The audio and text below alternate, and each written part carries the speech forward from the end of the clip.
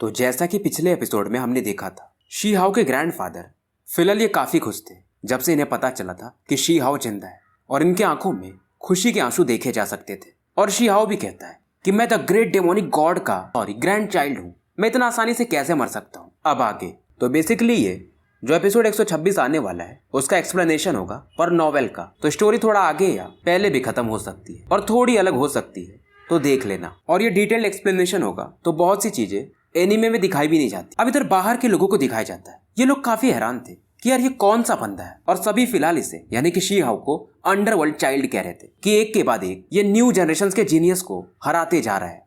और इस समय तो बाहर में शी जिलिंग और इनकी वाइफ यानी कि किन हाओ को भी दिखाया जाता है, जो कि फिलहाल काफी हैरान थे कि भाई ऐसा है कौन जो इतने सारे लोगों को हरा रहा है। और फिलहाल एक नाम चर्चे में यहाँ पे चल रहा था, हुआंग करके, कि ये वही बंदा था जिसकी की जो रैंकिंग थी डेमोनिक सॉवरिन वाले डिवाइन मोनूमेंट पर इसने छोड़ा था। वैसे हमें सीरीज में शी हाओ को उसको एकदम एग्जैक्ट फेस में दिखाया गया है, पर जब वो यहाँ पर आता है तो वो अपना फेस बदल लेता है जैसा कि इसके ग्रैंडफादर ने बदला था, नहीं तो कब का उसे उसके मम्मी पापा पहचान गए होते। इधर शी हाओ ये काफी निराश था कि ग्रैंडफादर आपके बाल तो काफी सफेद हो चुके हैं, वैसे इनका एज 50 से 60 के बीच में होना चाहिए और ये काफी स्ट्रांग होनी चाहिए, झुर्रियां वगैरह तो बिल्कुल नहीं होनी चाहिए।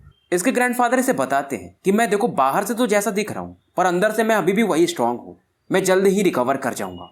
और फिलहाल इसके ग्रैंडफादर ये काफी खुश थे जैसा शी हाओ ने भी करके दिखाया था। इसके ग्रैंडफादर को हम डेमोनिक गॉड ही कहेंगे।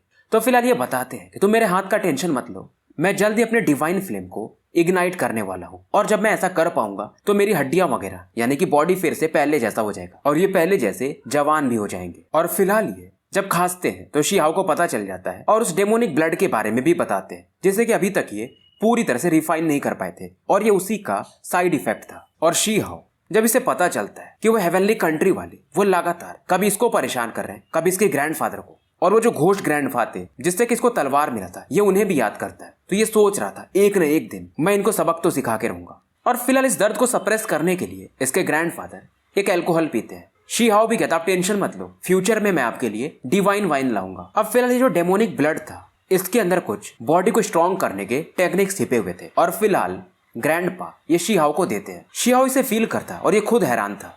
इसके भी रिजल्ट कुछ वैसे ही थे जैसा कि शी हाओ ट्रू प्रिमोडियल रिकॉर्ड्स के थ्रू हासिल किया था। और फिलहाल इसके पास जो ट्रू प्रिमोडियल रिकॉर्ड थे ये अपने ग्रैंडपा को देता है ताकि वो भी इसे समझ पाए। इसके ग्रैंडपा भी इसे समझाते हैं कि ये जो प्रिमोडियल रिकॉर्ड्स हैं तुम इसे कल्टीवेट करते रहो, क्या पता फिर से तुम्हारा सुप्रीम ब्लड जाग जाए।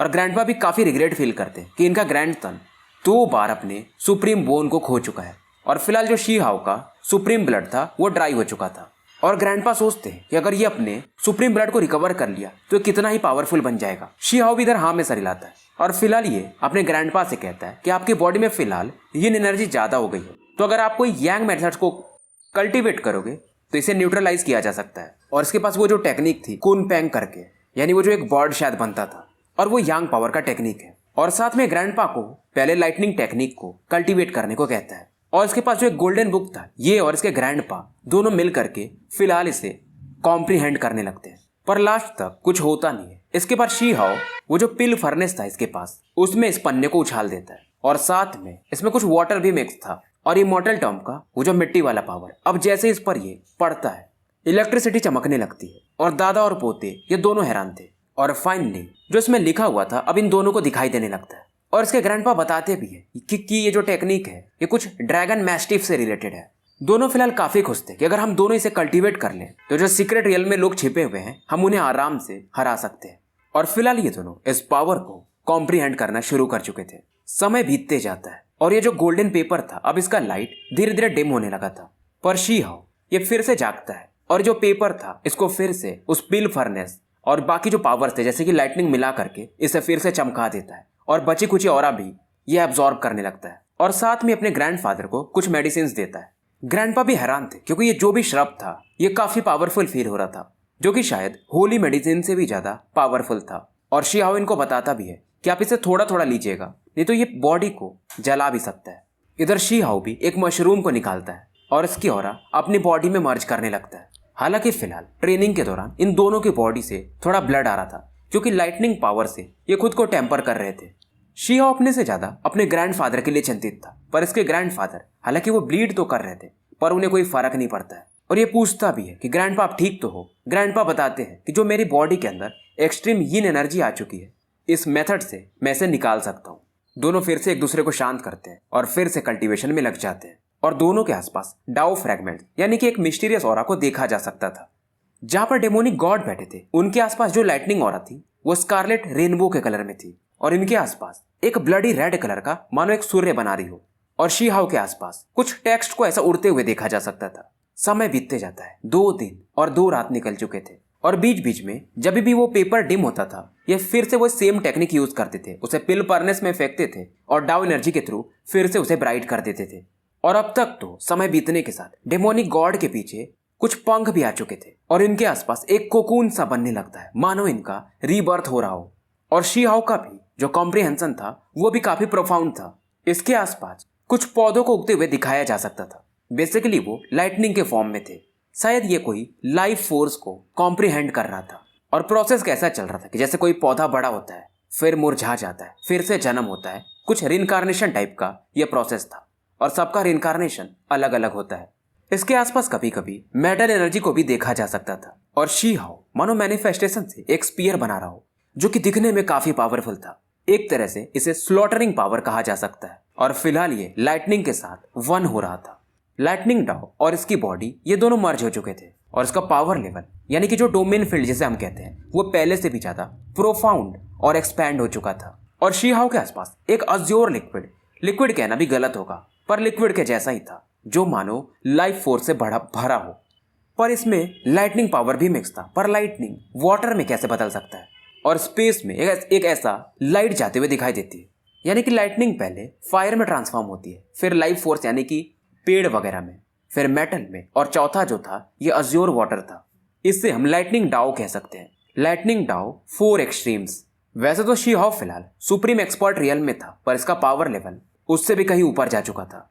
शी हाउ फाइनली अपनी आंखें खोलता है, और इसके आसपास जो पहले इसने वो गोल्डन मशरूम रखा था वो पूरी तरह से रिफाइन होके एब्जॉर्ब हो चुका था। और जो गोल्डन पेपर था ये उसे पूरी तरह से याद कर चुका था। और इसे एक चीज का रिग्रेट था, इस पर जो भी फॉर्मूला लिखा हुआ था वो कंप्लीट नहीं था, इसका कुछ और पार्ट होना चाहिए।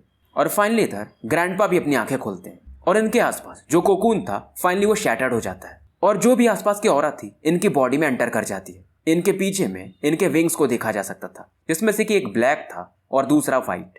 शी हाउ ने जो कॉम्प्रीहेंड किया था वो अलग था, और इन्होंने जो कॉम्प्रीहेंड किया था वो अलग था। यानी कि इन्होंने लाइटनिंग पावर, डार्कनेस पावर को कॉम्प्रीहेंड किया था। इन्होंने बेसिकली अपने पावर को यहाँ से जो प्राप्त किया था अपने डेमोनिक गॉड इनहेरिटेंस के साथ मिक्स करके एक नया टेक्निक बना लिया था। ग्रैंडपा कहते यार थोड़ा सा और होता तो मजा आ जाता। शी हाउ भी कहता हाँ मुझे भी ऐसा लग रहा था। और फिलहाल ग्रैंडपा कहते अब हमें बाहर जाके देखना चाहिए कि क्या चल रहा है। और इन्हें भी कुछ न्यूज मिलता है कोई स्काई सुप्रीम बीइंग के बारे में, जिन्होंने मरने से पहले कुछ रूइंस छोड़े थे। और ये दोनों डिसाइड करते हैं कुछ सीक्रेट रियल में जाकर ये भी उस चीज को देखेंगे। और जो भी चीज था शायद वो इस गोल्डन पेपर से ही मे बी रिलेटेड था। फिलहाल दोनों लोग माउंटेन फॉरेस्ट के बीच से निकल रहे थे। यहाँ पर कई सारे बर्ड्स वगैरह के नेस्ट को देखा जा सकता था, और यहाँ पर इन्हें एक टोरडेलाइट देखने को मिलता है, जिसका कि पावर लेवल शायद डिवाइन फ्लेम रियल्म से भी ऊपर जा चुका था। और शी हाउ अपने ग्रैंडफादर से कहता है कि यहाँ पर बहुत सारे क्रिएचर्स हैं जो कि काफी पावरफुल हैं, तो शायद हमें फिलहाल यहीं पे कल्टीवेट करना चाहिए। और यहाँ पर जो स्पिरिचुअल एसेंस है वो भी ज्यादा पावरफुल है। और फिलहाल ये लोग यहाँ पर जो कई सारे सेंटीपीड्स, स्कॉर्पियंस वगैरह थे, मेडिसिन वगैरह, उन्हें इकट्ठा कर रहे थे। पर ये जो टोरडेलाइट था शायद मेंढक टाइप कुछ होगा, ये कुछ ज्यादा ही पावरफुल था। तो स्टोरी को यहीं पे समाप्त करते हैं और मिलते हैं फिर एक नए वीडियो के साथ।